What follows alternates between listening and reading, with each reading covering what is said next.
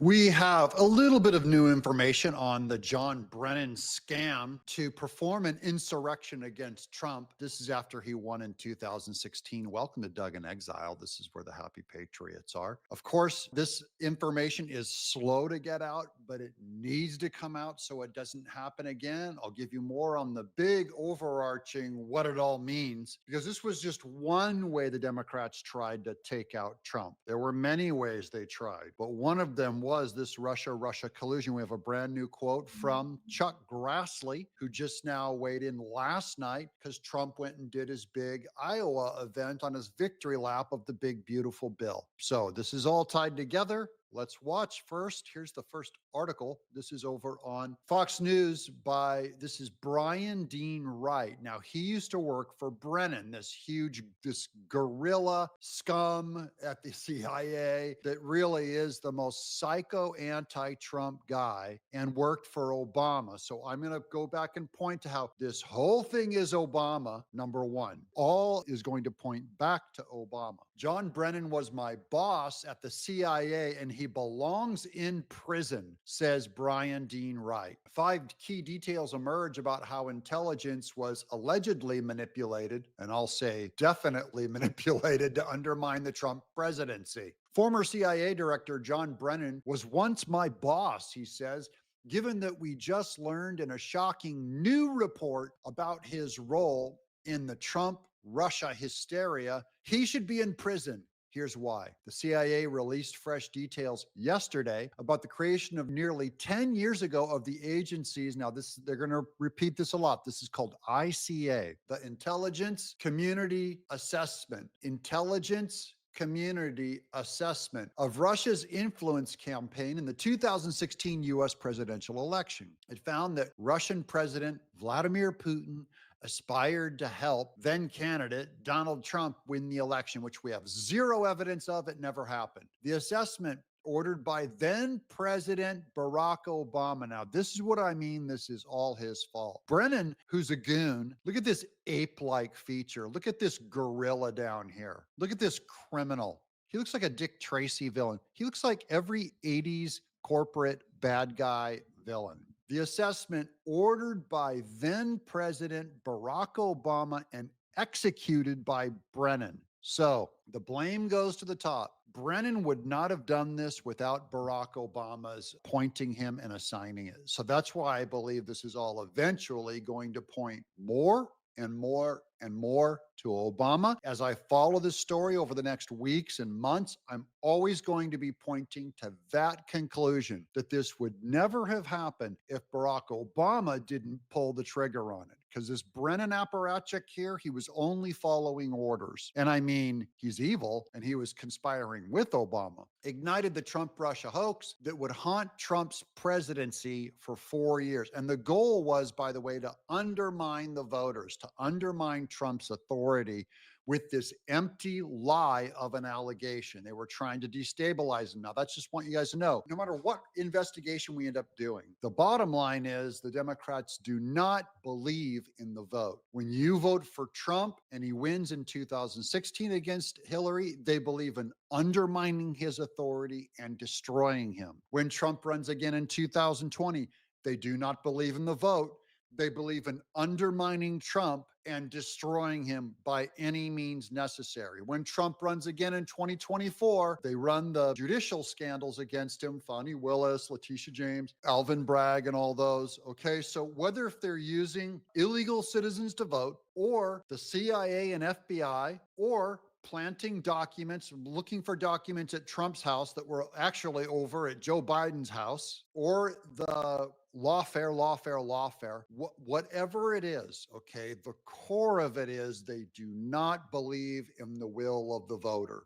They believe in undermining it. It's also why they ran Hillary in instead of Bernie Sanders, and they just wiped Biden off the ticket and ran Kamala in without a single vote. So just so you guys know, this is common, normal philosophy, which Democrats believe, which is truly anti-American and pro-insurrection. The real insurrection, remember, the fake insurrection is what they say happened with Trump in January 6th. The real insurrection is everything Democrats do every day. just like this. Here's the 5 reasons the ex-guy who worked for Brennan said why he belongs in prison. Brennan lied about his use of the discredited Steele dossier. He told the Wall Street Journal in January 2017 he never read it and gave it no particular credence. He was lying. As his former staffers now admit, Brennan specifically pushed for the inclusion of the dossier in the ICA, despite explicit warnings from his top operational and analytical management of the dossier. He didn't meet the most basic of tradecraft standards. Brennan didn't care. Number 2, Brennan manipulated who would write the ICA, so the document itself. We're now learning Brennan demanded that his agency take the lead in drafting the ICA, intentionally blocking out other intel agencies and the National Intelligence Council. As the report confirms, that decision departed significantly from standard procedures and from formal IC statements. Number 3, Brennan interfered in the ICA's drafting. As the new report confirms, direct engagement in the ICA's development by agency head Brennan was highly unusual in both scope and intensity. This exceptional level of senior involvement likely influenced participants, altered normal review processes, and ultimately compromised analytic rigor. That's what politicized the whole thing. That's what Barack Obama wanted. Number 4, Brennan rushed the completion of the ICA. Now we're learning CIA analysts felt jammed by Brennan's timeline to produce the ICA by late December of 16, despite the fact that the election had concluded and the ICA was essentially a post-mortem analysis. They were going to use this atypically rushed document to go against Trump. Number 5, Brennan and Comey spread the ICA far and wide and leaked it. So that's Brennan and Comey had to make sure they publicized this thing because it wouldn't work against Trump if they just kept it a secret over at the CIA. In other words, they briefed it to leak it to destroy Trump. In fact, that's what the New York Times suspected too, as they asked their readers in January 17, why would Brennan and Comey have briefed and shared the discredited dossier to multiple people in Congress and executive branch, virtually assuring it would be leaked, they asked. The whole point is they wanted it leaked. The answer, Brennan and Comey spread the ICA and dossier far and wide to ensure it all leaked and hobbled Donald Trump and destroyed his presidency. Bottom line, Brennan and Comey and their fellow anti-Trumpers in the U.S. intel community intentionally tried to destroy the presidency of Donald Trump with a tightly controlled, scripted, rushed, and poorly sourced ICA dossier. But remember, all of it was initially ordered by Barack Obama. He's the kingpin. Let's go to Mike Davis now over on Twitter on Trump beating them. Dear Democrats, as President Trump signs into law his campaign platform today, remember this. Number 1, you missed. You failed to bankrupt him through Letitia James. You failed to imprison him through Fani Willis. You failed to throw him off the ballot. You failed to kill him twice. Buckle up. He's just getting warmed up. These investigations take time. I know a lot of you are impatient. Everyone goes like, oh, nothing happens. These wheels have to grind slow but thorough. Now here's Chuck Grassley, as promised, with his speech on Trump. But I'm going to make sure, as Before chairman, I get to this, they're going to release all of the documents on this stuff. Chuck Grassley is the leader on the election integrity stuff from 2020, but also on the anti-Russia collusion stuff. He's going to release all the documents, and I believe it's going to expose Barack Obama. Here's Chuck Grassley. But I'm going to make sure, as chairman of this committee, by listening to whistleblowers, getting documents that are been kept from Congress of the United States, I'm going to make sure that everybody is exposed and the documents prove it.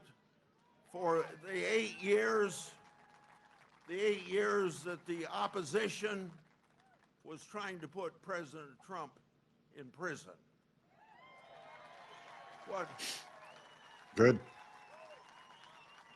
What we're doing,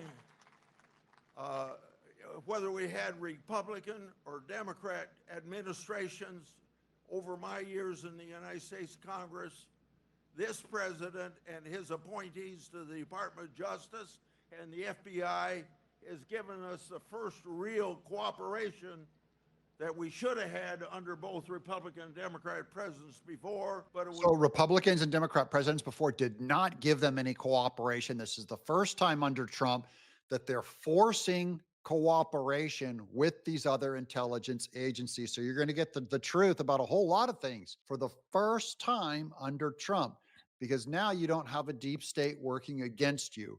You have a deep state under Trump's authority, and Trump is trying to shake them all up and press them for intelligence. Was just obfuscate and cover up and not let the truth out, because it's going to be embarrassing. So we're getting some whistleblowers their jobs back. We are releasing documents because I want everybody who had anything to do since President Trump went down that golden elevator in 2015 have been trying to get him out of the presidency, or when he was out of the presidency, getting into prison. That includes Barack Obama, Hillary Clinton. This is going to reach Merrick Garland, Joe Biden, all of these dark actors. They're going to try to, at least, even if they can't convict them, guys, they're going to release the documents for us to see ourselves. Don't have to put up with that in America. President Trump hasn't put it in America. And I want to thank President Trump and his administration for helping me make this stuff more transparent and never see that it happens again. Thank you. Yeah, this is not America, and this can't happen again. And the main thing is we need to shed some light on it. Let's get it transparent. Here's some more from Jesse Waters. Former CIA Director John Brennan identified 26 Trump associates to be targeted by the Five Eyes Intelligence Alliance. And then those interactions were the targets and were targeted by the FBI as suspicious. And that's how the FBI launched the Russia collusion hoax. The details of this entire operation have been stored in a top secret binder in a secret room in Washington. Trump ordered the whole thing declassified, and now the rumor is that the binder might be missing. Joining me now, one of the reporters who broke the story, Michael Schellenberger. Michael, explain how this all started with the CIA picking these 26 Trump people. Yeah, good to be with you, Jesse. Well, obviously, this is an extremely serious story and serious allegation by multiple credible sources that Public and Racket, that's Matt Taibbi's publication, have spoken to. These are people that are close to the House intelligence investigation of how the Russia collusion hoax began. The story, as you mentioned, was that, we were just informed by foreign intelligence about this. Our sources tell us a very different story, which is that this was initiated by the U.S. government. It came from within the U.S. government's intelligence community, including the CIA, that they asked the so-called Five Eyes nations intelligence agencies, that's the other English-speaking nations, including Britain and Australia, to spy on 26 Trump associates, or at least they had a list of the 26. It came from inside the country is the main reason I'm showing you this clip. They claimed it came from overseas. We didn't do anything. The investigation started with Steele over in England on the Russia-Ukraine colluding with Trump. No, it started from our intelligence community, started the conspiracy, then pretended to investigate, and really it originated with them. It was a complete work of fiction. Here's how the media reported it back in 2016. Obama orders review of Russian hacking during presidential campaign. So this is all fiction. This went out through our media. Remember, this is part of that leak through Brennan, but this is Obama. First he goes, I just want to look at the Russian hacking. We have to look into this with this election. President Obama has ordered a full review of Russian hacking during the November election as pressure from Congress has grown for greater public understanding of exactly what Moscow did to interfere with the electoral process. That's all fiction, largely all invented by American intelligence, not following the facts, but creating them. creating facts. And then this is later, after they went and looked, Obama had them look. Secret CIA assessment says Russia was trying to help Trump win the White House. And you'll see Hillary Clinton still repeat this garbage. The CIA has concluded in a secret assessment that Russia intervened in the 2016 election of Donald Trump win and the presidency rather than just to undermine confidence in the US electoral system. According to officials briefed on the matter, these are all Democrat, CIA, FBI agents. It is all completely corrupt. Here's Hans Mankey over on Twitter. The newly released CIA document confirming the fraudulent nature of the intelligence community assessment notes that on December 9th, 2016, the Washington Post claimed to know the outcome of the assessment before the work had even begun. Before they even did the investigation, they concluded that Russia worked with Trump. But that's only half the story. Excuse me. Around noon that day, the Washington Post published a routine article announcing that the intelligence community assessment was just getting underway. A few hours later, without notice, they quietly edited not just the headline, but the entire article, including the bylines. Suddenly, the revised piece asserted as fact that Vladimir Putin had orchestrated Trump's election. It is almost certain that corrupt intelligence officials were dissatisfied with the original reporting, which wasn't tailored to the narrative enough. So you're watching the news change those two articles. The previous article was the first one, and the later one is more conclusive. So they scrubbed the first one, but we have a record of it. They needed to preemptively sabotage Trump's presidency, so they told the Washington Post to publish a version that reflected the intelligence community's preferred narrative. This is brand new news today, guys. To this day, no one's been held accountable for this fraud. Neither at the Washington Post, which later won the Pulitzer Prize for their lies, nor within the intelligence community, which orchestrated the deception. You can see both versions of the article below.